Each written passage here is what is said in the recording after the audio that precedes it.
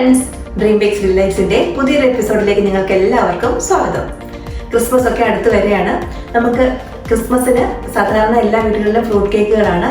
അപ്പോൾ മിക്കവാറും കുട്ടികൾക്കൊന്നും ഈ ഫ്രൂട്ട് കേക്ക് അത്ര ഇഷ്ടമല്ല. ക്രിസ്മസ് പാറ്റേണിൽ കുട്ടികൾക്കൊക്കെ ഇഷ്ടപ്പെടുന്ന രീതിയിൽ ചോക്ലേറ്റ് ക്രീം ഒക്കെ വെച്ച് ഫില്ല് ചെയ്തിട്ടുള്ള ഒരു സ്വിസ് റോള് എങ്ങനെയാണ് തയ്യാറാക്കുന്നത് നമുക്ക് നോക്കാം. ഈ സ്വിസ് റോളിന്റെ പ്രത്യേകത, നമുക്ക് ഇത് ഏത് ഒക്കേഷനിലും നമുക്ക് തയ്യാറാക്കാം. നമുക്ക് ഇഷ്ടമുള്ള ഡിസൈൻ ചെയ്തിട്ട് നമുക്കിതിന്റെ പാറ്റേൺ ഒക്കെ നമുക്ക് തന്നെ നമ്മളുടെ കഴിവനുസരിച്ച് മാറ്റിയെടുക്കാവുന്നതേ ഉള്ളൂ. അപ്പോൾ എന്തായാലും ഇത് എങ്ങനെയാണ് തയ്യാറാക്കുന്നതെന്നും ഇതിനാവശ്യമായ ഇൻഗ്രീഡിയൻസ് എന്താണെന്ന് നമുക്ക് നോക്കാം. നമ്മൾ ബാറ്റർ പ്രിപ്പയർ ചെയ്യുന്നതിന് മുമ്പായിട്ട് ആദ്യം തന്നെ നമ്മളുടെ പാൻ നമുക്ക് സെറ്റ് ചെയ്ത് വെക്കേണ്ടതുണ്ട്. അപ്പോൾ ഇന്ന് ഞാൻ എടുത്തേക്കുന്നത് ഇതുപോലത്തെ ഒരു റെക്ടാങ്കിൾ ഷേപ്പിലുള്ള പാനാണ്. ഇതിന്റെ സൈഡ് ഹൈറ്റ് ഒക്കെ ചെറുതാണ്. ഇതിന്റെ സൈസ് 12x10 ഇഞ്ചാണ്. അപ്പോൾ ഈ റെസിപ്പിയിൽ ഇത് ഫോളോ ചെയ്യുവാണെങ്കിൽ നിങ്ങൾക്ക് ഇതുപോലത്തെ ഇത്രയും സൈസുള്ള ഒരു പാൻ ആവശ്യമുണ്ട്. ഇനി നിങ്ങളുടെ കയ്യിലുള്ള പാൻ ചെറുതാണെങ്കിൽ നിങ്ങൾ റെസിപ്പി പകുതിയാക്കിയിട്ട് ചെയ്യുക. പാൻ സെറ്റ് ചെയ്യാനായിട്ട് ആദ്യം കുറച്ച് ബട്ടർ ഇതിന് അപ്ലൈ ചെയ്ത് കൊടുക്കുക. ഇനി നമ്മൾ ബട്ടർ പേപ്പർ ലൈൻ ചെയ്യാൻ പോവുകയാണ്. സ്വിസ് റോൾ എന്ന് പറയുന്നത് ഒരു സ്പെഷ്യൽ പാറ്റേൺ ഒക്കെ നമ്മൾ കൊടുക്കുന്നത്, ഒരു ക്രിസ്മസ് പാറ്റേൺ. അപ്പോൾ അതുപോലത്തെ ഡിസൈൻ വരയ്ക്കാനായിട്ട് എന്തെങ്കിലും ബുദ്ധിമുട്ടുള്ളവർ ചെയ്യേണ്ടത്, ഈ പേപ്പറിൽ എടുത്തിട്ട് അതിൽ നമ്മൾ വരയ്ക്കാൻ ഉദ്ദേശിക്കുന്ന ഡിസൈൻ ഒന്ന് ചെറുതായിട്ട് പെൻസിൽ കൊണ്ട് വരച്ചു വെക്കാം. അപ്പം നമ്മൾ ഇന്നത്തെ ചെയ്യുന്നത് ചെറിയ ലീഫും ചെറിയായിട്ടുള്ള ഓൾട്ടർനേറ്റ് ആയിട്ടുള്ള ഡിസൈനാണ്. അപ്പോൾ നമ്മൾ പാറ്റേൺ ഒന്ന് റഫായിട്ട് വരച്ചു കൊടുത്തിട്ട് ഈ പെൻസിൽ മാർക്ക് വരുന്ന ഭാഗം താഴെ വരുന്നത് പോലെ വെക്കണം. ഇതെന്നുണ്ടെങ്കിൽ നമ്മുടെ പെൻസിൽ മാർക്ക് ബാറ്ററായിട്ട് ടച്ച് ചെയ്ത് വിടും. അപ്പോൾ അതുകൊണ്ടാണ് ഇങ്ങനെ ചെയ്യുന്നത്. ഇത് നന്നായിട്ട് സ്പ്രെഡ് ചെയ്ത് കൊടുക്കാം.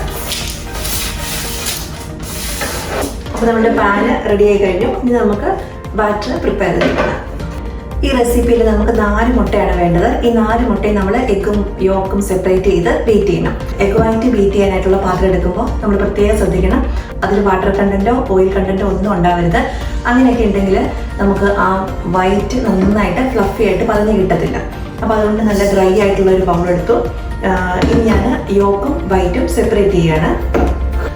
ഇനി ഇതിൽ നമ്മൾ 4 എഗ്ഗ് എടുക്കുന്നുണ്ടെന്ന് പറഞ്ഞു. അപ്പോൾ സാധാരണ നമുക്ക് ഈ കൂടുതൽ എഗ്ഗ് എടുക്കുന്ന കേക്കിൽ ഒരു ചെറിയ എഗ്ഗ് സ്മെല്ല് ഫീൽ ചെയ്യും. അങ്ങനെയുള്ളത് കൊണ്ട് ഞാൻ ഈ 2 യോക്ക് ഇതിൽ ആഡ് ചെയ്യുന്നില്ല. ഈ എഗ്ഗ് യോക്ക് ഇതുപോലെ കളയേണ്ട ആവശ്യമൊന്നുമില്ല. ഇത് കുറച്ച് തൈരിലൊക്കെ ചേർത്തിട്ട് നമ്മൾ തലയിൽ തേച്ച് കൊടുക്കുകയാണെങ്കിൽ മുടി നന്നായിട്ട് വളരാനും അതുപോലെ താരം പോകാനും ഒക്കെ നല്ലതാണ്. ഞാൻ ഈ എഗ് വൈറ്റ് ഇവിടെ സെപ്പറേറ്റ് ചെയ്തെങ്കിലും ഇതിപ്പോൾ ബീറ്റ് ചെയ്ത് വെക്കുന്നില്ല. ഇത് ലാസ്റ്റാണ് ബീറ്റ് ചെയ്യുന്നത്. അപ്പോൾ ഇത് ഇവിടെ ഇരിക്കട്ടെ. നമുക്കപ്പോൾ ഇനി ഇതിലേക്ക് ആഡ് ചെയ്യേണ്ടത് എന്തൊക്കെയാണെന്ന് നോക്കാം. 30 ഗ്രാം പഞ്ചസാര ഇട്ട് കൊടുക്കാം. ഇവിടെ സാധാരണ പോലെ ഞാൻ എന്നും ഗ്രാം മെഷർമെൻറ്റ് തന്നെയാണ് യൂസ് ചെയ്യുന്നത്. എന്നാൽ ഇതിൻ്റെ കറസ്പോണ്ടിങ് ആയിട്ടുള്ള കപ്പ് മെഷർമെൻറ്റ് ഡീറ്റെയിൽ ആയിട്ട് ഡിസ്ക്രിപ്ഷൻ ബോക്സിൽ നമ്മൾ ഇടുന്നുണ്ട്. അപ്പോൾ നിങ്ങൾ അത് ചെക്ക് ചെയ്യണം. അതുപോലെ തന്നെ 80 ഗ്രാം സൺഫ്ലവർ ഓയിൽ തന്നെ വേണമെന്നില്ല, ഏത് ഓയിലും നമുക്ക് യൂസ് ചെയ്യാം, കോക്കനട്ട് ഓയിൽ ഒഴികെ.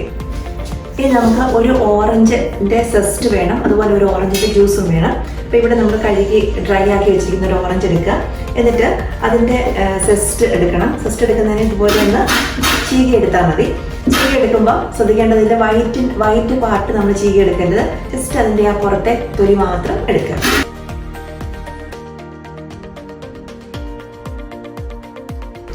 ഈ ഓറഞ്ച് സെസ്റ്റ് ഒക്കെ ഇടുമ്പോൾ നമുക്ക് പെട്ടെന്ന് നല്ല ഓറഞ്ച് ഫ്ലേവർ കിട്ടും. അതുപോലെ എഗ്ഗ് കൂടുതലുണ്ടെങ്കിൽ ആ എഗ്ഗിൻ്റെ സ്മെല്ലൊക്കെ കുറഞ്ഞു കിട്ടാനൊക്കെ ആയിട്ട് നല്ലതാണ്. ഓറഞ്ചിൻ്റെ ഒരു പകുതിയോളം സെസ്റ്റ് എടുത്താൽ മതി. ബാക്കി ഫുള്ള് ഓറഞ്ചിൻ്റെ ജ്യൂസും വേണം. ഈ ഓറഞ്ച് സെസ്റ്റ് നമ്മൾ ഇപ്പോൾ ആഡ് ചെയ്യുന്നില്ല, കുറച്ച് നേരം കഴിഞ്ഞിട്ട് ആഡ് ചെയ്യാം. ഇത് ഒരു ഓറഞ്ചിൻ്റെ ജ്യൂസാണ്. ഇത് ഏകദേശം 80 ഗ്രാം ഉണ്ട്. നമുക്ക് 75 ഗ്രാം മതി. അപ്പോൾ 1 ടേബിൾ സ്പൂണിൽ മാറ്റിയിട്ട് ബാക്കി ഒഴിച്ചു കൊടുക്കുന്നു. അതുപോലെ തന്നെ നമുക്ക് 80 ഗ്രാം വെള്ളവും കൂടെ ഒഴിച്ചു കൊടുക്കാം.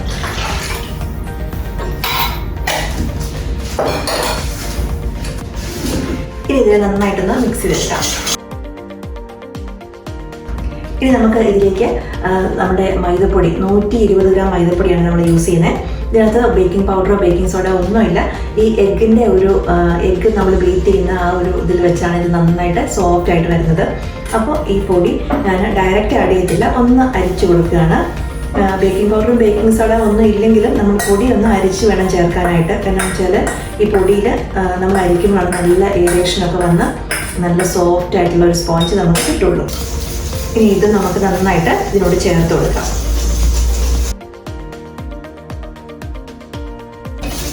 നമ്മുടെ ഈ ബാറ്റർ ഇപ്പോൾ റെഡി ആയിട്ടുണ്ട്. ഇനി നമുക്ക് എഗ് വൈറ്റ് നന്നായിട്ട് പതപ്പിച്ചെടുത്തിട്ട് ഇതുമായിട്ട് ചേർത്തെടുക്കാം.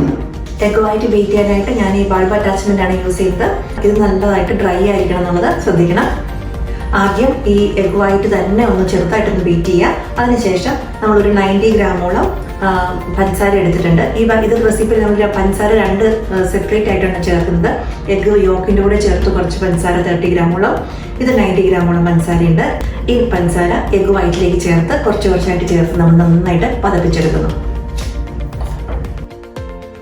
നമ്മുടെ എഗ് വൈറ്റ് നന്നായിട്ട് പതഞ്ഞു വന്നിട്ടുണ്ട്, നല്ല സ്റ്റിഫായിട്ടുണ്ട്. ഇനി ഇതിനെ കുറച്ചായിട്ട് നമുക്ക് ഈ ബാറ്ററിലേക്ക് ചേർത്ത് ഫോൾഡ് ചെയ്ത് കൊടുക്കാം. ഇനി വെയിറ്റ് ചെയ്യേണ്ട ആവശ്യമൊന്നുമില്ല, കൈയും കൊണ്ട് ഇതുപോലെ സോഫ്റ്റായിട്ട് ഫോൾഡ് ചെയ്തെടുക്കാം.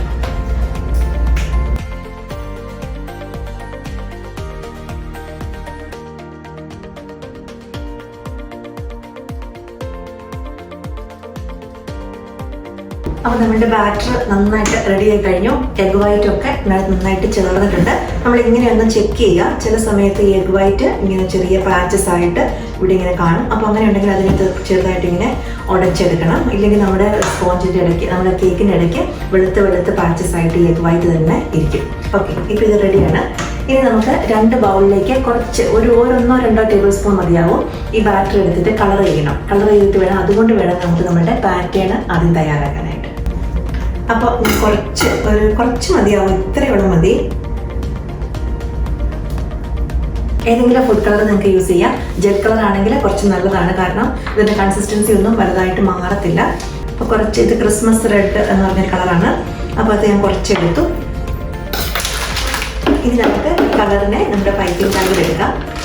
പൈപ്പിംഗ് ബാഗ് ഇല്ല എന്നുണ്ടെങ്കിൽ ഏതെങ്കിലും സിപ്ലോക്ക് ബാഗ് ആണെങ്കിലും മതി. ഇതിൻ്റെ കോർണറിലേക്ക് ആക്കി എടുക്കുക. ഇനി ഇതിൻ്റെ എൻഡ് ചെറുതായിട്ട് ഒന്ന് കട്ട് ചെയ്യാം. ഇനി നമ്മൾ പ്രിപ്പയർ ചെയ്ത് വെച്ചിരിക്കുന്ന പാനിൽ ഈ ചെറിയുടെ ഭാഗത്തെല്ലാം ഇതുപോലെ ഡോട്ട് ഇട്ട് കൊടുക്കാം. നമ്മൾ ചെറിയ ഡോട്ടെല്ലാം ഇട്ട് കഴിഞ്ഞു. ഇനി നമുക്ക് ഇതിനൊന്ന് ഫ്രീസറിൽ വെക്കാം ഒരു 10 മിനിറ്റോളം. അങ്ങനെ ഇതൊന്ന് നന്നായിട്ട് സെറ്റായി കിട്ടും. ഇനി നമുക്ക് ഗ്രീൻ കളർ കൊടുക്കാം. ഇത് കുറച്ച് നേരം ഇപ്പോൾ ഫ്രീസറിൽ ഇരുന്നതാണ്, സെറ്റ് ആയതാണ്. ഇനി ഇതിലേക്ക് നമുക്ക് ഈ ഗ്രീൻ ലീഫ് കൂടെ ചെറുതായിട്ട് ഇട്ട് കൊടുക്കാം.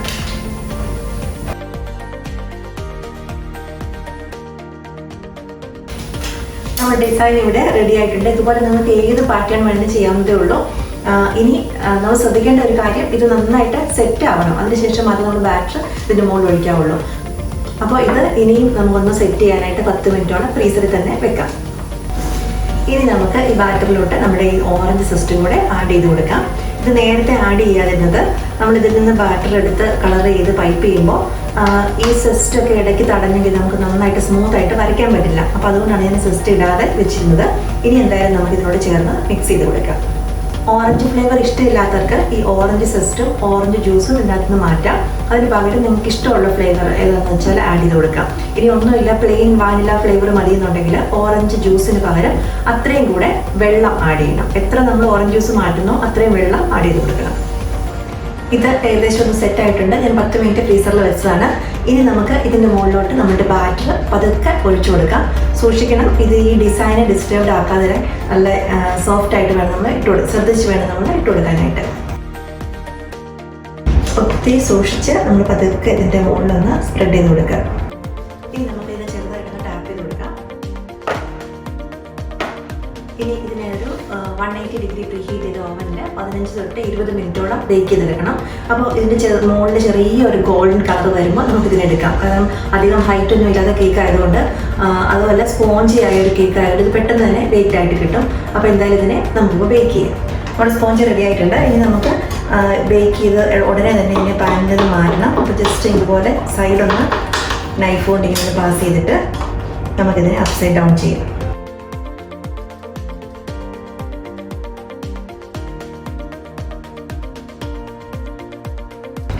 ഇനി പതുക്കെ നമുക്ക് ഈ മുകളിലുള്ള ഈ ഷീറ്റൊന്ന് മാറ്റിയെടുക്കാം.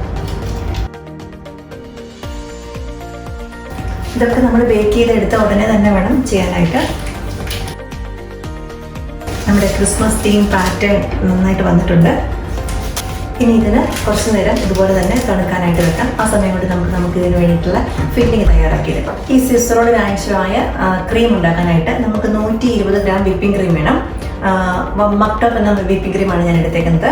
അതുപോലെ തന്നെ 80 ഗ്രാം ചോക്ലേറ്റ് വേണം. ഇത് കുക്കിംഗ് ചോക്ലേറ്റ് ആണ്, ഞാൻ ചോപ്പ് ചെയ്ത് എടുത്തേക്കുന്നതാണ്. ഇത് മിൽക്ക് ചോക്ലേറ്റ് ആണ്. ഡാർക്ക് ചോക്ലേറ്റ് മിൽക്ക് ചോക്ലേറ്റ് നിങ്ങൾക്ക് യൂസ് ചെയ്യാം. ഈ വിപ്പിംഗ് ക്രീമിനെ നമുക്ക് നന്നായിട്ട് വിപ്പ് ചെയ്തെടുക്കണം. അപ്പോൾ അതുകൊണ്ടിട്ട് ഞാനിപ്പോൾ സ്റ്റാൻഡ് മിക്സറാണ് യൂസ് ചെയ്യുന്നത്. ഹാൻഡ് മിക്സറിലോ എങ്ങനെയാണെങ്കിലും കുഴപ്പമില്ല. എപ്പോഴും വിപ്പിംഗ് ക്രീം വിപ്പ് ചെയ്യുമ്പോൾ നമ്മൾ അതിൻ്റെ കൺസിസ്റ്റൻസി കറക്റ്റ് ആക്കാനായിട്ട് കുറച്ച് ഐസിങ് ഷുഗർ കൂടെ ആഡ് ചെയ്യും. 120 ഗ്രാം വിപ്പിംഗ് ക്രീം ആയതുകൊണ്ട് ഞാനൊരു ഏകദേശം 1 ടീസ്പൂണോളം ഐസിങ് ഷുഗർ കൂടെ ഇതിലൂടെ ആഡ് ചെയ്യുന്നു. ഇത് വിപ്പ് ചെയ്യുന്ന സമയം കൊണ്ട് നമുക്കിതിനെ ഡബിൾ ബോയിലിംഗിൽ മെൽറ്റ് ചെയ്തെടുക്കാം.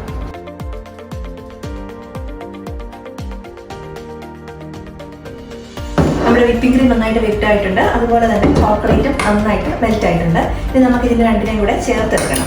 അപ്പോൾ ഒരിക്കലും നമുക്ക് ഈ ചോക്ലേറ്റ് മെൽറ്റ് ചെയ്ത ചോക്ലേറ്റിനെയും ക്രീമിനെയും കൂടെ ചേർക്കാനായിട്ട് ഒരിക്കലും നമ്മൾ ചോക്ലേറ്റ് എടുത്ത് ക്രീമിലേക്ക് ഇടരുത്. കാരണം ക്രീം തണുത്തതായതുകൊണ്ട് ഈ ചോക്ലേറ്റ് മെൽറ്റഡ് ചോക്ലേറ്റ് ഇതിലേക്ക് വീണാൽ അപ്പോൾ തന്നെ അത് കട്ടിയായിട്ട് പോകും. അപ്പം എപ്പോഴും അങ്ങനെ ചെയ്യാതെ നമ്മൾ കുറച്ച് ക്രീം എടുത്ത് ചോക്ലേറ്റിലേക്ക് ഫോൾഡ് ചെയ്ത് ചേർക്കണം. അപ്പോൾ ആ പ്രശ്നം ഉണ്ടാവില്ല. ഇല്ലെങ്കിൽ ചോക്ലേറ്റ് എല്ലാം കട്ടി അവിടെ കിടക്കുന്നു, നമുക്ക് മിക്സ് ചെയ്ത് എടുക്കാൻ പറ്റില്ല. നമ്മുടെ ചോക്ലേറ്റ് ക്രീമും റെഡിയായി കഴിഞ്ഞു. ഇനി നമുക്ക് നമ്മുടെ റോളിലേക്ക് ഇതിനെ തേച്ച് കൊടുക്കാം. നമ്മൾ ക്രീം അപ്ലൈ ചെയ്യേണ്ടത് ഇതിൻ്റെ മറുഭാഗത്താണ്. ഡിസൈനുള്ള ഭാഗം നമ്മൾ പുറത്താണ് വെക്കേണ്ടത്. അതുകൊണ്ട് ഇതിനെ ഒന്നുകൂടെ നമ്മൾ തിരിച്ചിടണം. ഇത് നന്നായിട്ട് തണുത്തിട്ടുണ്ട്. ഇനി നമുക്ക് ഇതിലേക്ക് ക്രീം തേച്ച് കൊടുക്കാം.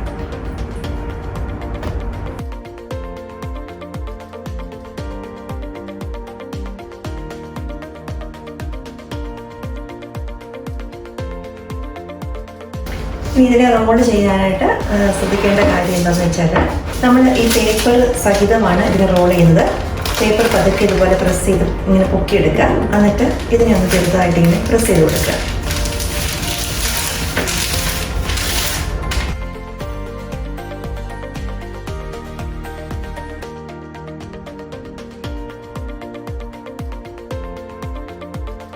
ഈ പേപ്പറിൽ തന്നെ ഒന്ന് റോൾ ചെയ്ത് അതിനെ ഫ്രിഡ്ജിൽ വെച്ച് കുറച്ച് നേരം സെറ്റ് ചെയ്യണം. അതിനുശേഷം വേണം നമ്മൾ കട്ട് ചെയ്തെടുക്കാൻ. ഇതുപോലെ റോൾ ചെയ്തിട്ട് ഈ ജോയിൻ്റ് വരുന്ന ഭാഗം നമ്മളിങ്ങനെ താഴെ വരുന്നത് പോലെ വെക്കുക. ഇതുപോലെ ഇങ്ങനെ ഫ്രിഡ്ജിൽ ഒരു 2-3 മണിക്കൂറെങ്കിലും വെച്ചതിന് ശേഷം വേണം നമ്മൾ കട്ട് ചെയ്യാനായിട്ട്. അപ്പോൾ നമ്മുടെ സ്വിസ് റോൾ നന്നായിട്ട് റെഡി ആയിട്ടുണ്ട്. ഇത് 3-4 മണിക്കൂർ ഫ്രിഡ്ജിൽ വെച്ചിരുന്നതാണ്. നമുക്ക് തുറന്നു നോക്കാം എങ്ങനെയുണ്ടെന്ന്. അത് റോള് റെഡിയായി കഴിഞ്ഞു. ഇതിൻ്റെ 2 എൻഡും നമുക്ക് കട്ട് ചെയ്ത് മാറ്റാം. എന്നിട്ട് ബാക്കി നന്നായിട്ട് സ്ലൈസ് ചെയ്തിട്ട് പ്രസൻറ്റ് ചെയ്യാം.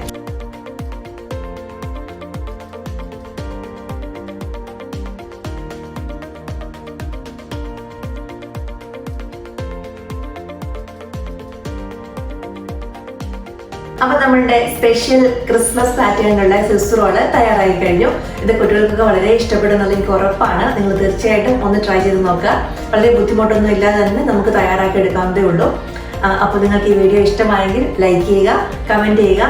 അതുപോലെ ഞങ്ങളുടെ ചാനൽ നിങ്ങൾ ഇതേവരെ സബ്സ്ക്രൈബ് ചെയ്തിട്ടില്ല എന്നുണ്ടെങ്കിൽ സബ്സ്ക്രൈബ് ചെയ്യുക. ഇനിയും നല്ല നല്ല റെസിപ്പികളുമായും കേക്ക് ഡെക്കറേഷൻ വീഡിയോസ് ഒക്കെയായും ഞങ്ങൾ ഇനിയും വരും. എല്ലാവർക്കും നന്ദി.